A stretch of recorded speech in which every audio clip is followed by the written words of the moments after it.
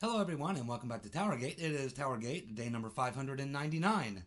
5-9er-9er. Monday, November the 5th, 2018. Thank you so much for tuning in. Alrighty, so I want to finish up where I left off yesterday with the interview between Dan Bongino and George Papadoupolos. A few things left to cover there, and then we'll get on to some election related information. So let's get back to where we left off. So we're now at the point at the interview where Papadoupolos starts talking about Halper, the fat man.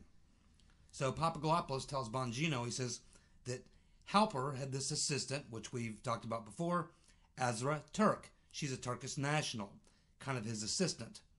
She was the one that was essentially setting up the meetings and doing the actual legwork to get the two together. So Papadoupolos also goes into a little bit more detail about something we heard about before.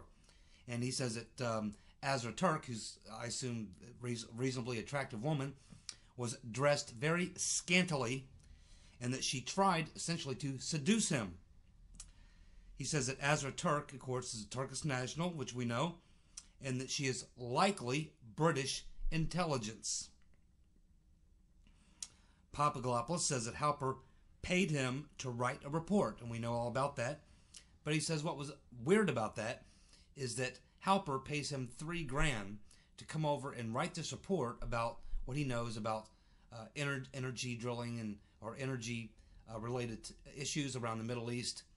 And but he says that once he gets with Halper, Halper not only disagrees with Papadoupolos' positions on energy-related issues in the region, but that he really didn't have all that much interest in talking about it, other than to just basically disagree with it and then move on to all the other things he did want to talk about, which had to do with how much he hates Trump, what a buffoon he is, about the election, about Russian-hacked emails, and the role that Papadoupolos himself might have to play in that.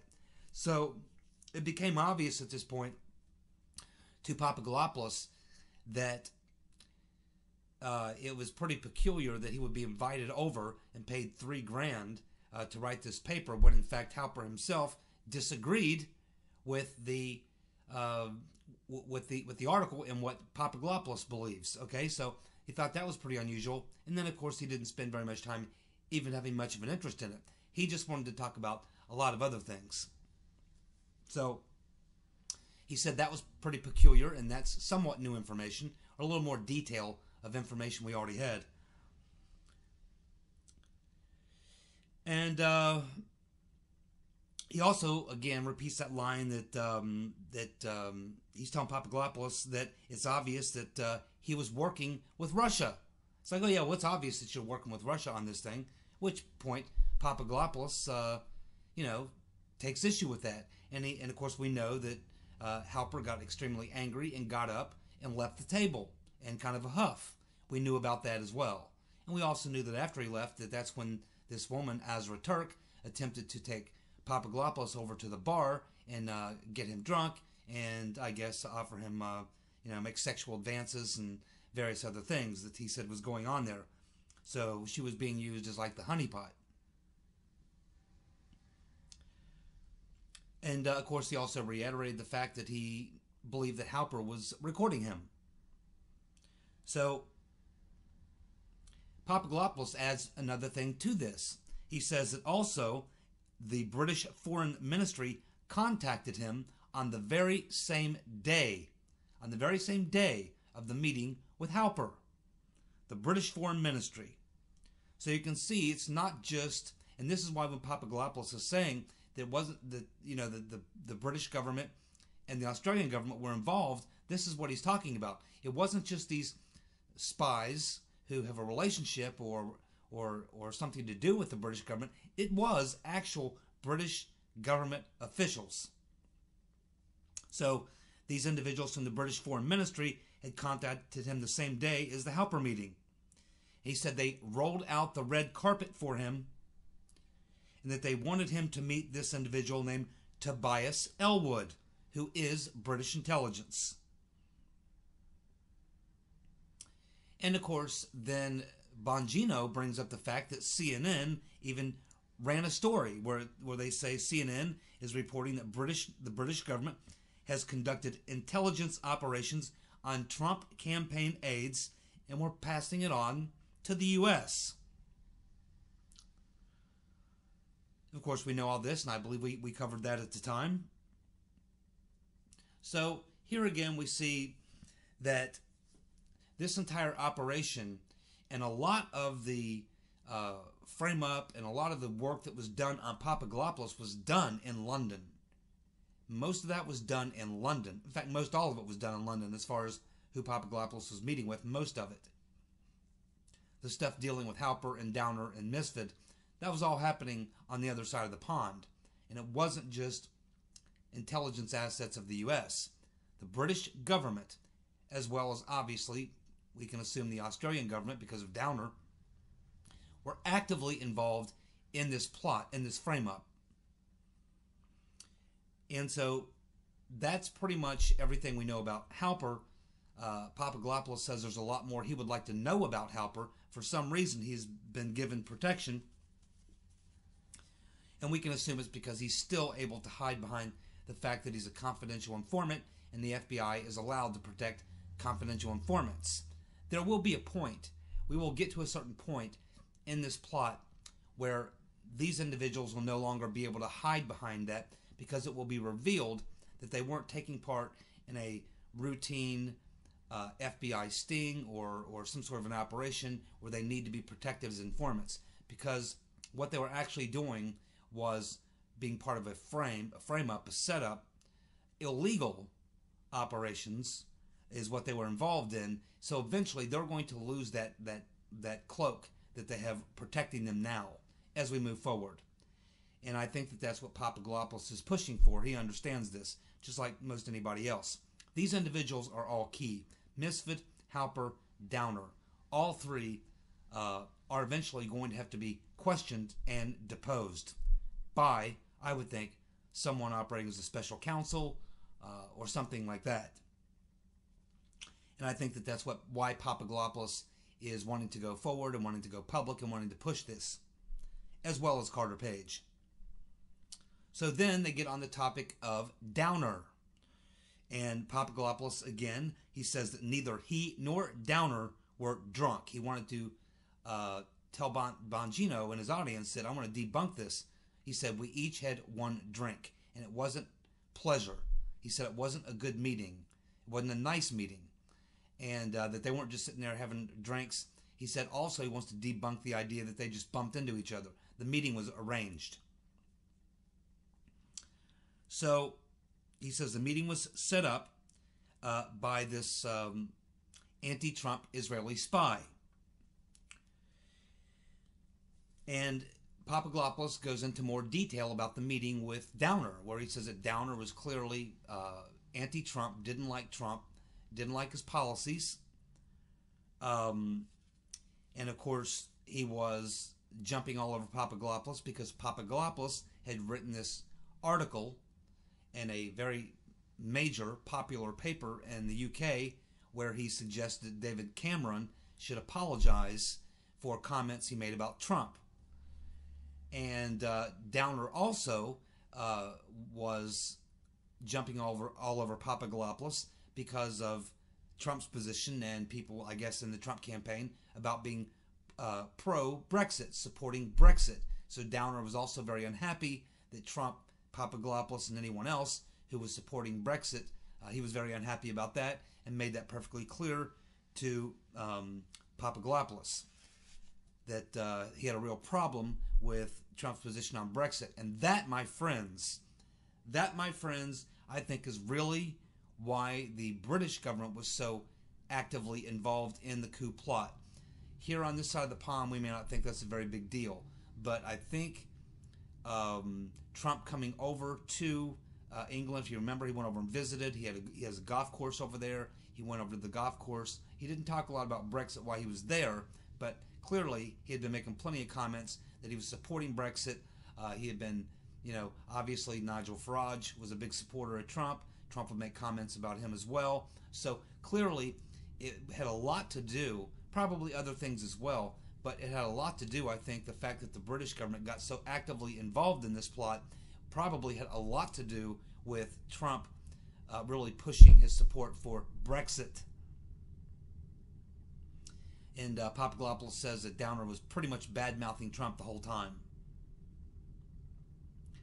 Papadoupolos also says, again, he reiterates that he had zero memory of telling Downer anything about the Rotten Reverend Clinton emails. And in fact, Downer himself says that Papadoupolos never said anything about emails. He said that the Russians may have damaging information about the Rotten Reverend Clinton.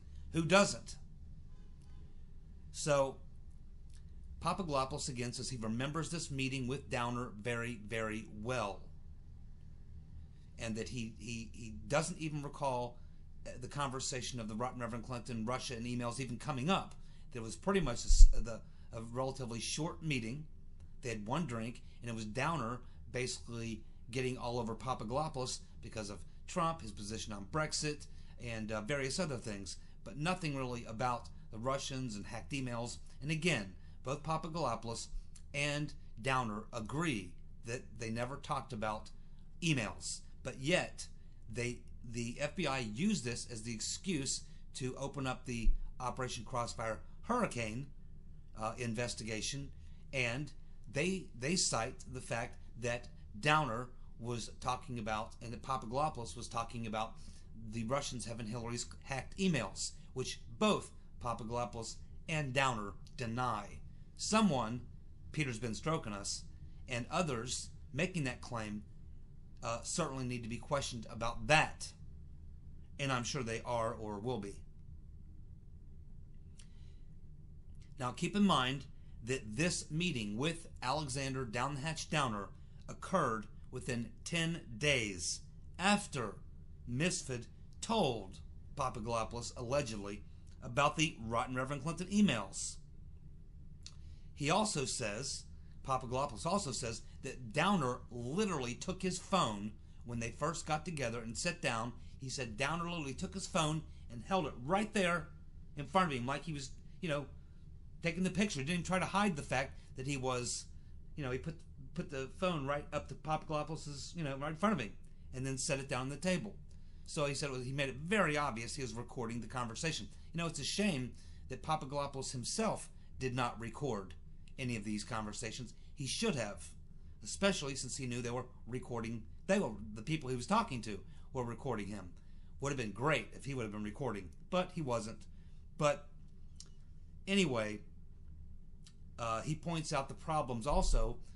He says that Papadoupolos tells Bongino that Downer has made 3 or 4 public statements and none of them jive with one another, that he's changed his story quite a bit, and we still don't have a clear understanding of exactly who Downer did pass this information on to. He's kind of changed his story. At first he said he passed it on to the Australian authorities, but then he does another interview where he talks about the fact that he may have passed it along to someone in the British government. And the story that Kim Strassel did, where she nails down some good sources, suggests he gave it directly to the U.S. Embassy in London. And that would have been Gina Haspel, who's now the CIA director. So that leaves us with some questions. How did Misfit know about the Rotten Reverend Clinton emails? Now, if they were doing a real investigation and they were really trying to get to the bottom of all this, they wouldn't have sit there and beaten Papadoupolos to death for hours and hours over these questions. Once they realized he wouldn't know that, they would have gone to Misfit himself. The FBI, the CIA certainly could have tracked him down, and they could have found out from Misfit where he got this information, but they don't appear to be even remotely interested. Not even remotely interested. Which means they weren't really interested in a Trump-Russia investigation at all, because they know where Misfit got the information. How did Downer know about the Rotten Reverend Clinton emails? Who told him? How did Halper know about the Rotten Reverend Clinton emails? Who told him? Was this operation set up by the Rotten Reverend Clinton? The reason I asked that question is because in the interview with Bongino, Papadoupolos suggests that Downer has a very close and long relationship with the Clintons. Was he brought in by the Clintons? And how closely were they involved in this? Both Papadoupolos and Downer say that said anything about both Papadoupolos and Downer say that Papadoupolos never said anything about the Rotten Reverend Clinton emails. So why was Operation Crossfire Hurricane set into motion based on Papadoupolos and Downer's meeting being the source of the emails when in fact it wasn't? That's the question I just asked. So these are all questions that need to be answered, as well as many more. And the final thing, again, that Papadoupolos talked about with Bongino was that they know now. He said he knows, and the Congress knows, and they know the name of the individual. This individual who was the spy inside the Trump campaign. Again, Last Refuge over at Conservative Treehouse has suggested that they believe the only person that really would fit that description and work out would be this character, Mike Rogers. Not the NSA, former NSA head Mike Rogers, but this former Congressman, Mike Rogers, who used to be the head of the House Intelligence Committee, who left Congress after co-writing the Benghazi report, which was a big cover-up. So he had been brought in by Chris Christie to be a part of the campaign in 2016, then was very quietly and abruptly let go without cause or reason. He just went away. And a lot of people believe he is likely the individual Papadoupolos is talking about, and Papadoupolos says that that will come out. But he also says this is a name of someone who's never been brought up before in the public discussion by Congress or anyone else. And he says he knows this name, this individual. Congress knows who this individual is, and it will almost certainly come out at some point in the report that they're going to write after they finish their inquiry into what happened. So, there you go. Papadoupolos. Very good interview. I highly recommend, if you have some time, you listen to it. Bongino, Papadoupolos, about an hour-long interview. Very good interview. I covered a lot of it, but there's some other things in there that you could probably listen to that you may pick up on that I missed. So, we will see where that goes. Excuse me. Still got that little head cold hanging around. Okay. Now, let's talk a little bit about what we're looking at here with the midterms as we draw one day closer.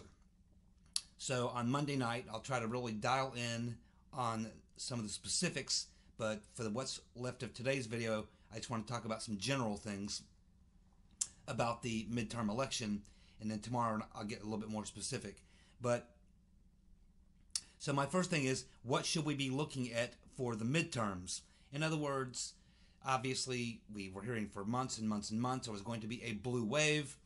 Then you started hearing people a few weeks back, maybe even longer, talking about, no, it's going to be a red tsunami, and what do you think it's going to be? So my take on it at this point is that there's not going to be, obviously there's not going to be a blue wave. I would say there's zero chance of there being a blue wave. That's because of the numbers we're seeing in early voting are strongly favoring the Republicans, and because I think there's a lot of carryover from what happened in 2016 happening in 2018, and we can see it with the massive enthusiasm just like we saw in 2016. In fact, Trump's crowds are even larger now. So you have the Republicans doing much better in early voting, which typically favors the Democrats. The number we had about a week or so ago was that Republicans were 7% or 7 points higher in early voting, and Democrats were 5 points lower. So that's a 12-point spread, and that translates into hundreds of thousands of votes. So for that reason alone, we can rule out any blue wave. We also have what happened in 2016, where you had this, what some people refer to as the monster vote, this silent majority out there that's out there. They're not talking to pollsters. They're not advertising what they're going to do, but they obviously showed up and voted in fairly large numbers for Donald Trump, which is another reason why he beat Hillary. No one saw these people on the radar screen. They were the silent majority, many of whom had never voted before in their life, but Trump got them to register and vote for him. That same group of people is going to be back. Remember, everything Trump campaigned on, he has followed through. The people who liked Trump then love him now. The people who are skeptical of him now really like him because they weren't sure, but now he's proven that he absolutely was the right choice. He's done a fantastic job. His numbers with Republicans are 90% or better with his popularity. He's one of the most popular Republican presidents among Republican voters that we've seen in a very, very long time. So for all those reasons, I think a blue wave is totally zero. Zero. As far as a red tsunami, which some people were talking about, well, I don't know what a definition. And by the way, the blue wave was supposed to be that the Democrats would take both houses of Congress. That's obviously not going to happen. They're definitely not going to win the Senate, obviously. And I think that there's less and less likelihood that they'll win the House. Now, the red tsunami, I don't really see the red tsunami, although I think it would have been possible. But I just think that Republicans, and it's not Trump's fault, it's the Republicans in Congress, leadership Republicans in Congress, because they dropped the ball so badly on Obamacare and bungled that so badly. I mean, for years and years they talk about repeal of Obamacare, and then when they finally get the chance, they can't get it done, and then they prove that they have no plan. I mean, it was just a huge debacle. It really hurt them as far as the Congress is concerned. I don't know that it hurt Trump all that much, but he exhausted a lot of time and energy on it when it appears that the Republican leadership in both houses had no interest in really doing that. Now, in hindsight, they probably wish they would have, or at least as McConnell. I don't think Ryan has any problem with it, but because he's leaving Congress anyway.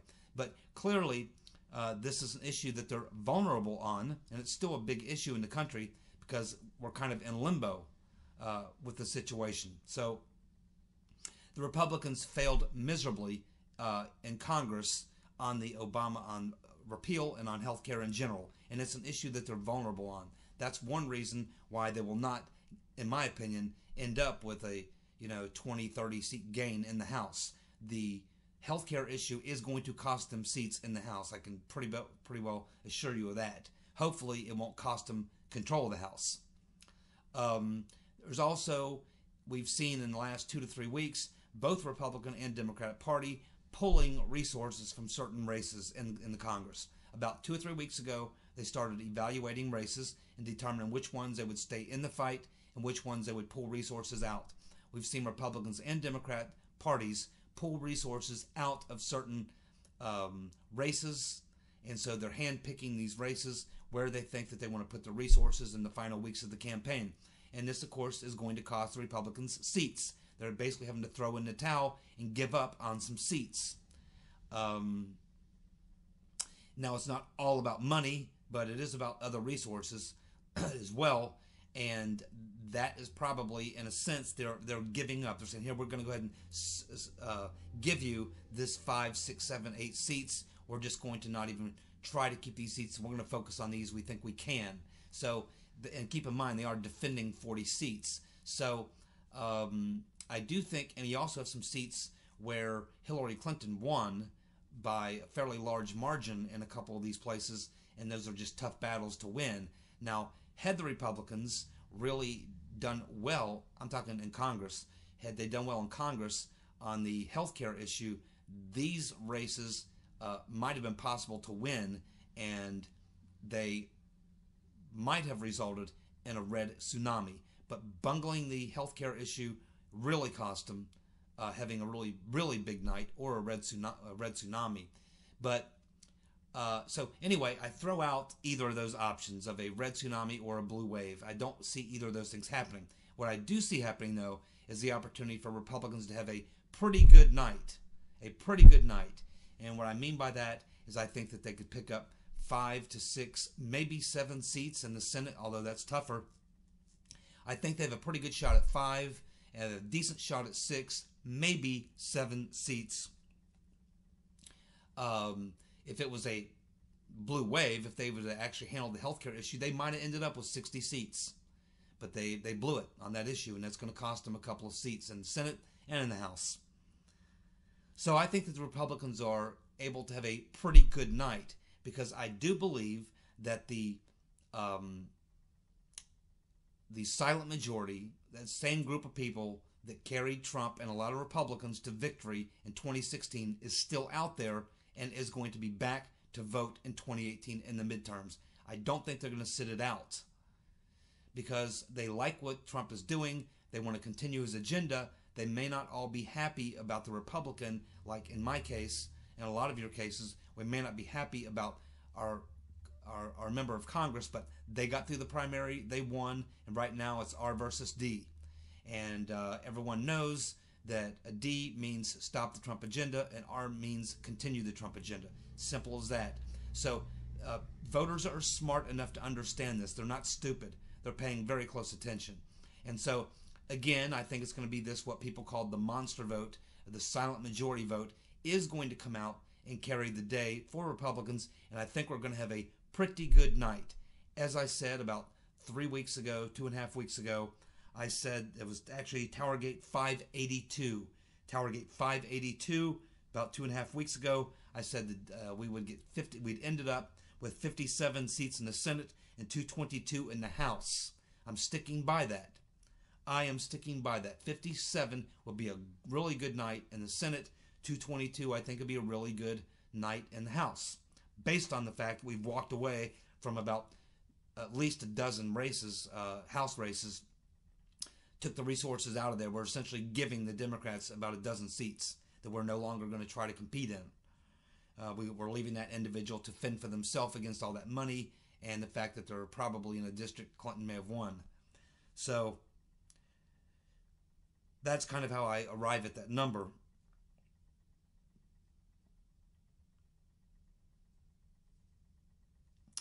But as far as how I think that this night's going to go on Tuesday night, because there are so many races within the margin of error, particularly in the House races, separated by 1 or 2 points, I think it's very likely, unfortunately, that I think it's unlikely that we're going to know